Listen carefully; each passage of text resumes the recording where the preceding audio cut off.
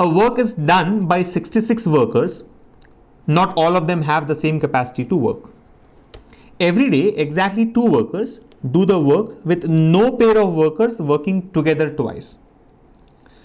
Even after all possible pairs have worked once, all the workers together work for 11 more days to finish the work.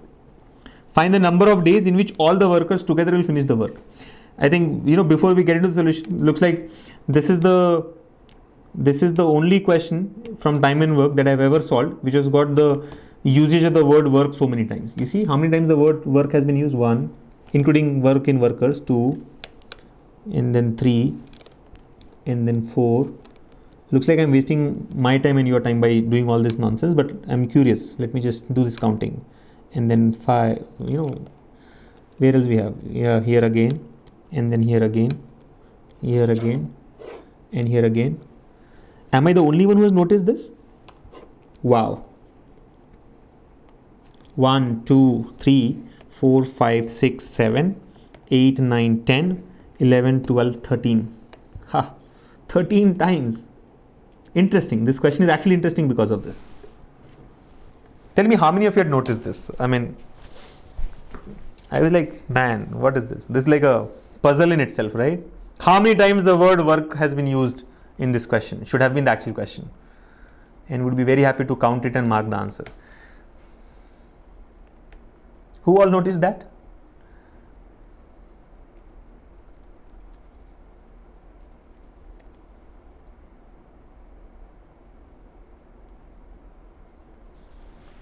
Okay.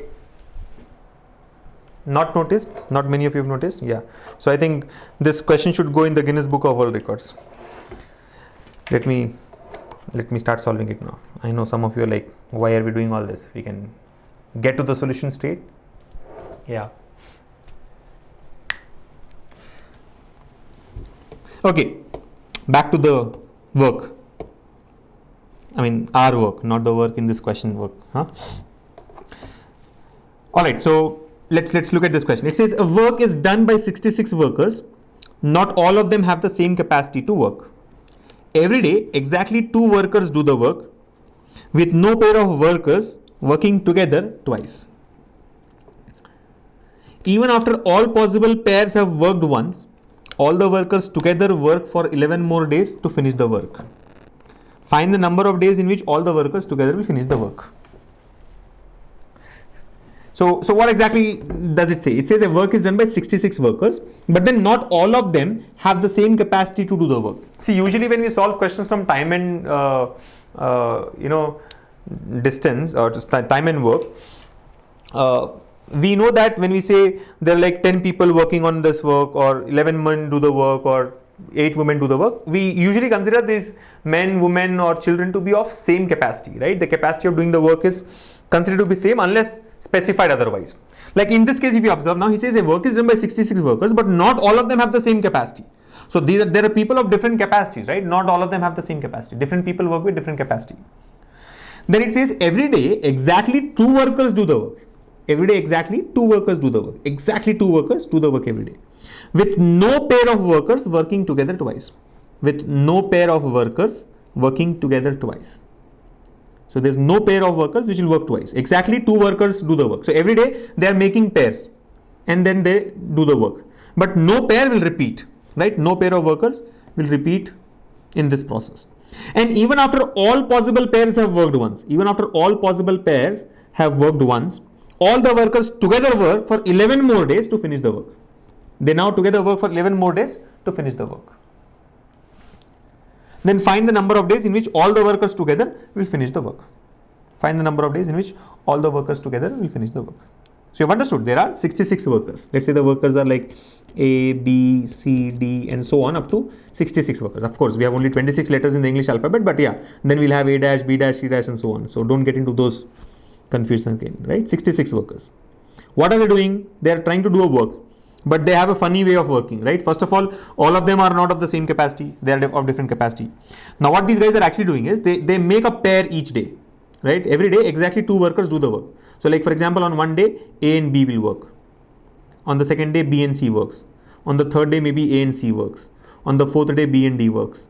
On the 5th day, C and D works. And then A will work with 66 worker, A will work with 65th worker, and so on.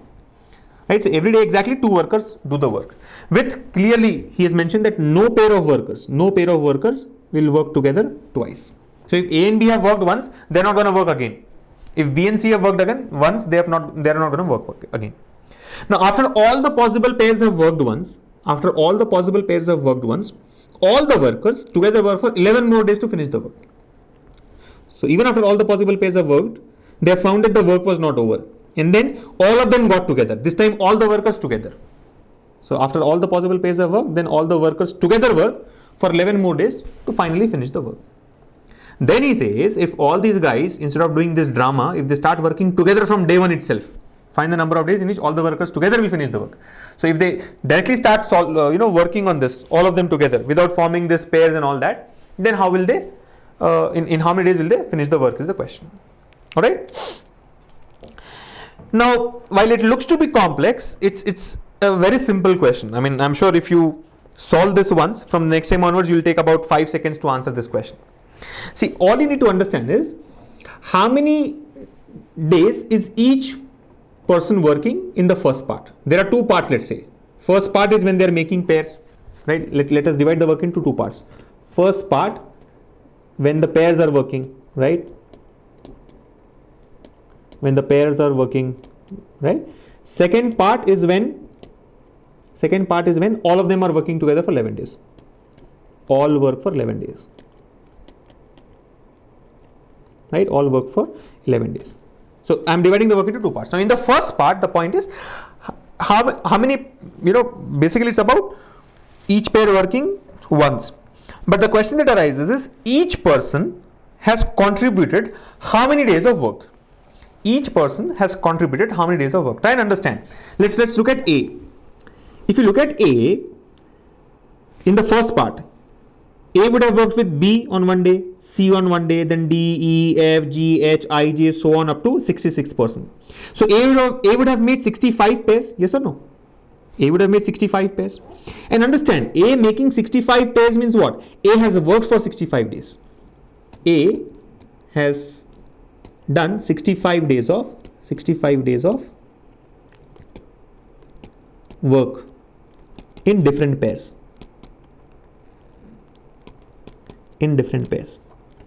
A has done 65 days of work in different pairs. I mean, with 65 different persons. Each day he works with a different person.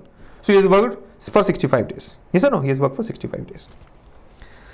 Similarly, if you see, B also has done 65 days of work, because B will also make 65 pairs, right? In different pairs.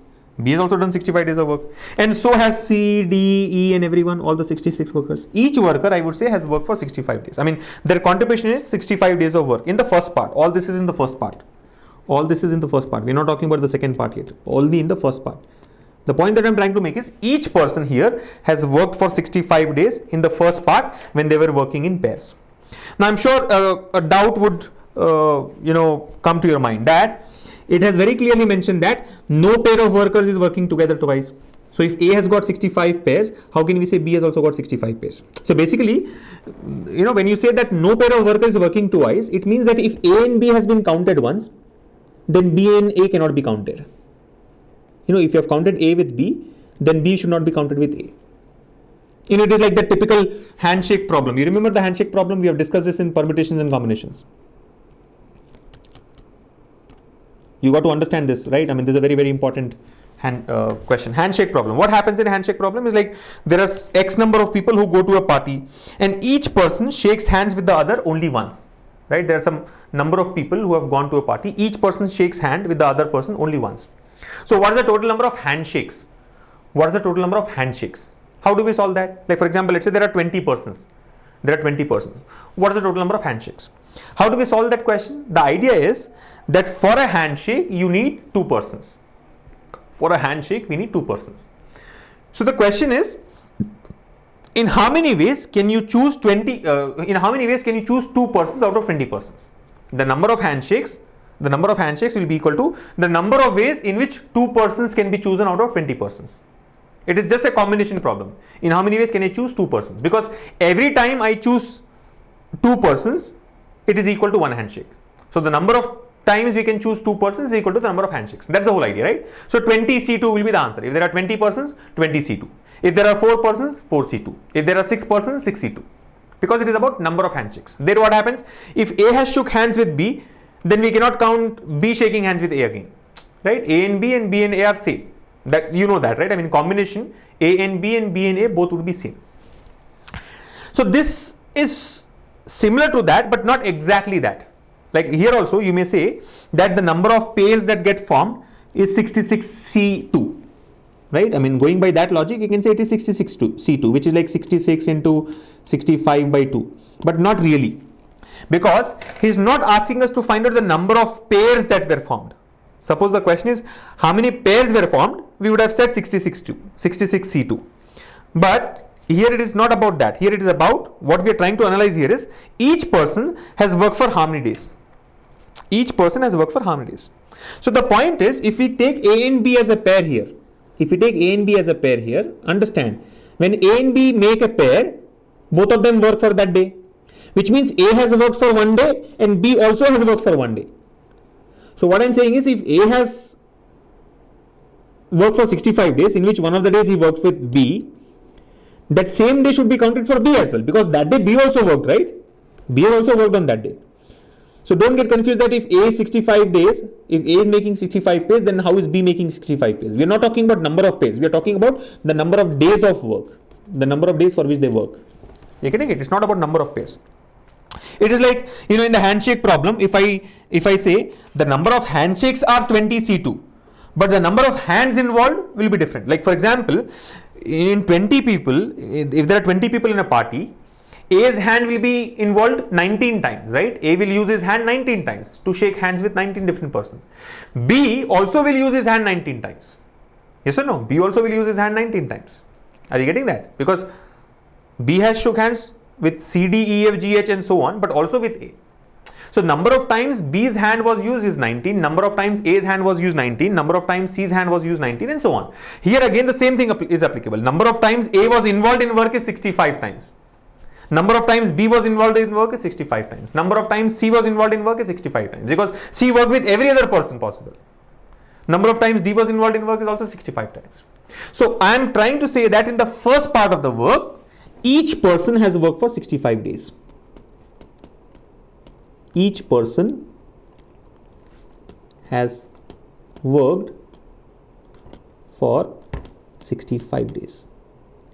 Each person has worked for 65 days, and there ends the problem now. I mean, if you can figure this out, you're done.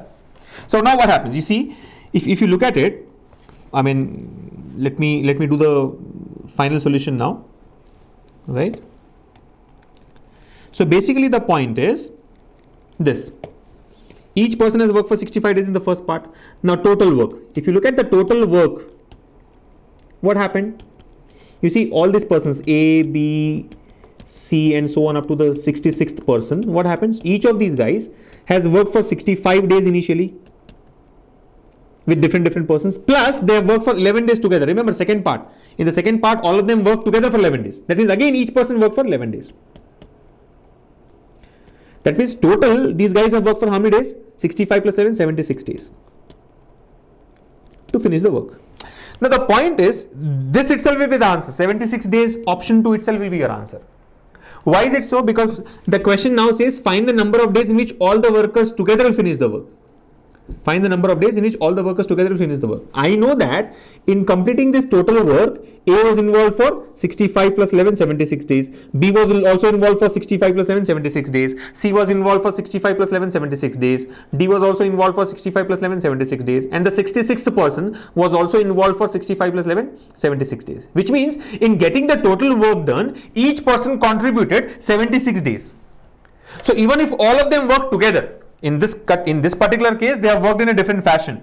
They have worked in pairs initially, then they have all of worked together for 11 days. But even if all of them get together from day 1 onwards, we know that each person will have to work for 76 days so that they can complete the work.